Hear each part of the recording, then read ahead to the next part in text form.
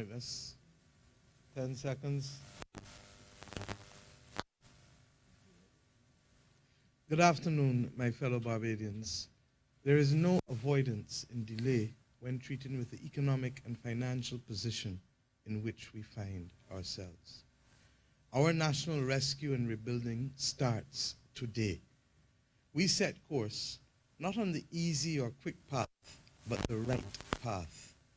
Our destination where our society, economy, and government ensures that every citizen can fulfill their promise and has the courage to do so here in Barbados, whatever that promise may be. To get there, we need to invest in our people, our education, our health, our safety, and our public infrastructure. The roads, the buses, the water, sewage systems, garbage collection. Hope must be matched with real opportunities. Opportunities to learn new skills, to find new jobs, to make new investments, to create new art and new music. We believe your government can achieve these things by spending more wisely, in greater openness with the people, not by spending and taxing more.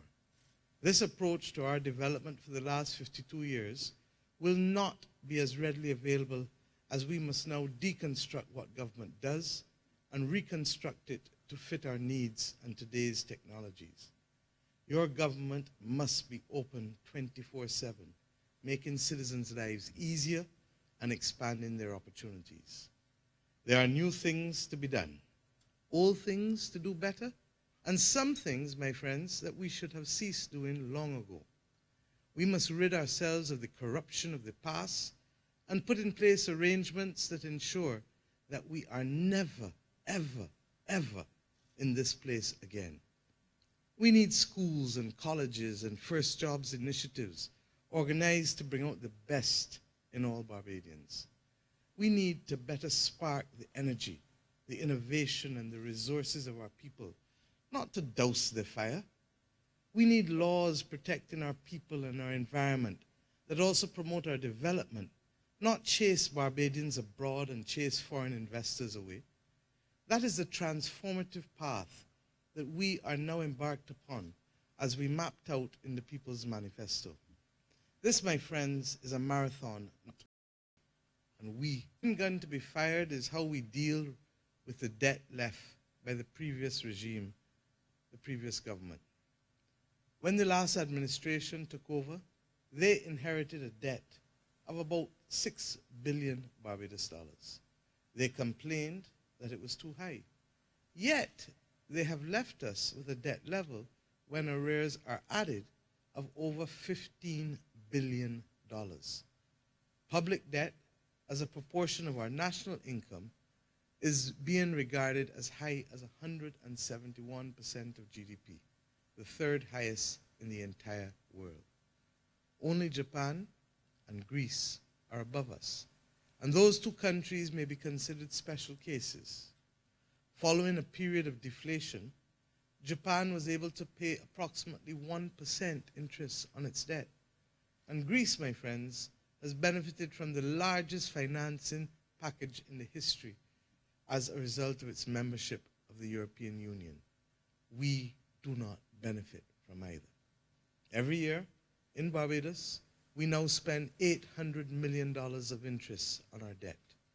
This year, we are also budgeted to spend a further $1 billion on meeting promises to pay back what was borrowed. Our interest bill alone is equal to the central government's entire wages and salary bill. In fact, our interest bill is actually $15 million or so higher. How can we as a people develop if we spend more on debt interest than we spend on education?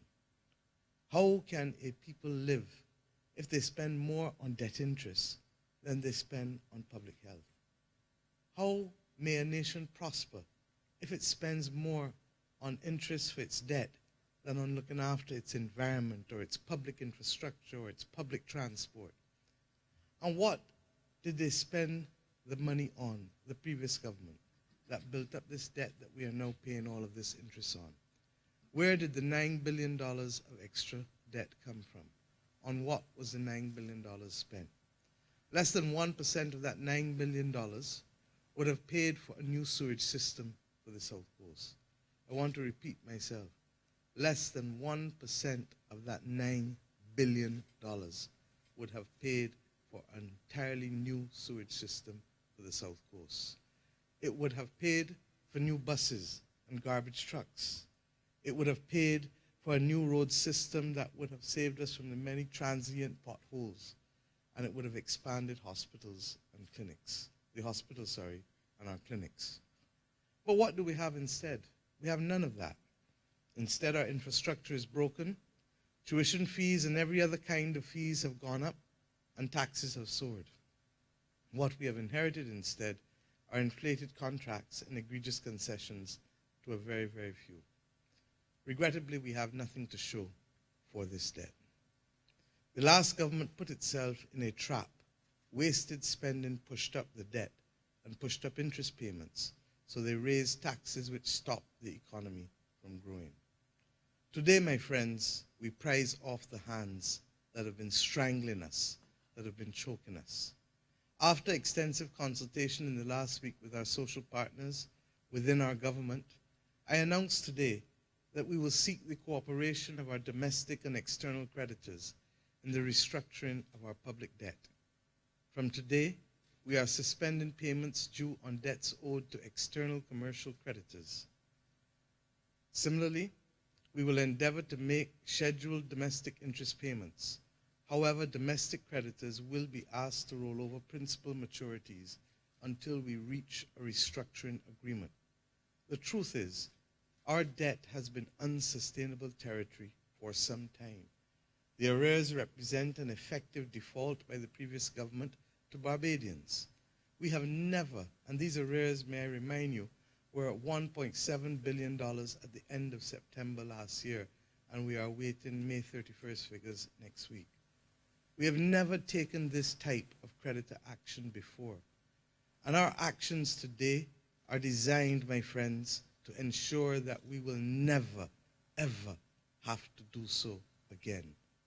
The restructuring will address the severe challenges presented by current debt service commitments. We warned the country about this, along with the corrective economic and fiscal measures to be introduced in a ministerial statement within 2 weeks. It will place the public debt on a sustainable footing. Creditors will thank us for that. Unsustainable debt is of no use to anyone. The restructuring I announced today is only but one part of a comprehensive economic reform program. This program will stabilize the public finances after years of mismanagement and will create room for the return of sustained economic growth to Barbados, growth that has been absent effectively for 1 decade. My friends, we are members of the International Monetary Fund. And last night I spoke with Christine Lagarde, its managing director. I briefed her on the present state of the public finances of Barbados, the current debt and reserve positions, and I assured her that we are committed to taking decisive action to rebuild Barbados. In turn, Madame Lagarde assured me that the International Monetary Fund stands ready to lend Barbados the necessary assistance and support to these actions. Our Barbados Economic Recovery and Transformation Plan is a partnership for progress. It is intended to initially provide balance of payment support from the International Monetary Fund, and the government has invited, indeed, a mission from the IMF to visit Bridgetown shortly. I'm advised by the governor of the central bank that that mission shall be here as early as Tuesday, given the urgency that we have expressed, and I want to thank Madame Lagarde for responding in like form. Further, it is focused on growth, our plan that is, on growth and transformation. The things that some may call social protection are in fact investments for growth for Barbadians into the future. My fellow Barbadians, it is not enough that we do our best. We must do what is required. Each and every one of us will make sacrifices for our country over the next 3 years. We have to. Our economic framework to present a balanced budget by 2019 with no new financing requirements. This is a tall task. It will not be easy, nor will it be comfortable. But the time of economic fiction and money printing is over. We will do so while ensuring first that our economy is on a platform from which it can grow, and that we have brought our people to safety. You have heard me say so over and over. A tourism-based economy cannot have sewage flowing in the streets of our country.